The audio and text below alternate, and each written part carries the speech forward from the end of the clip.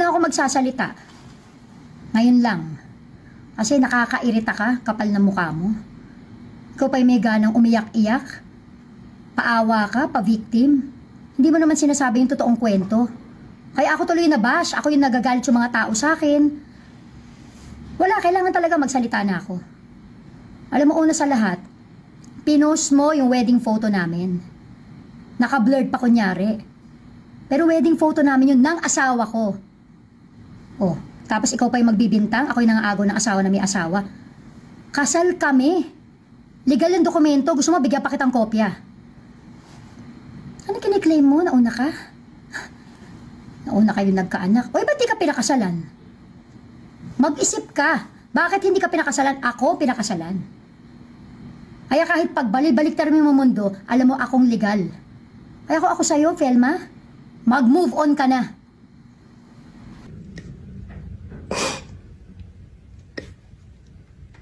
Hindi ko akalain na marami palang makaka-relate sa viral post tungkol sa misis ng OFW na umalis para magtrabaho abroad. Pero sa abroad, iba naman ang tinatrabaho niya.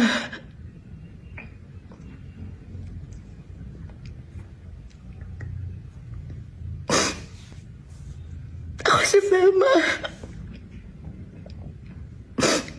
Kwento ko yung naging usap-usapan online.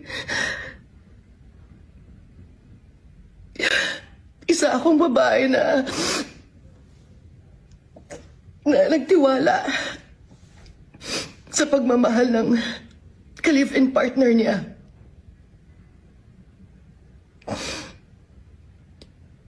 Hindi pa kami kasal noon.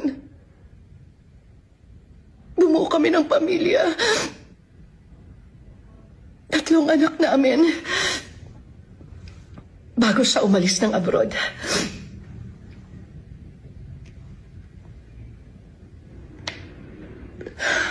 Maganda naman yung usapan namin.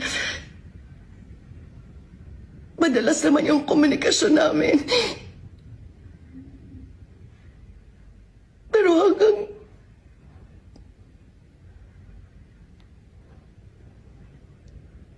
hanggang tinabangan na lang siya sa akin.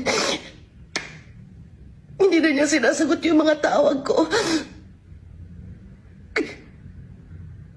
Nalaman ko na lang may nabuntis siyang iba. Yun ang pinakasalan niya. Nabuhay ang mundo ko. Hindi ko alam kung anong gagawin. Gulo-gulo yung isip ko. Paano na? Paano na mga anak namin? Paano ako makakapag-umpisa muli?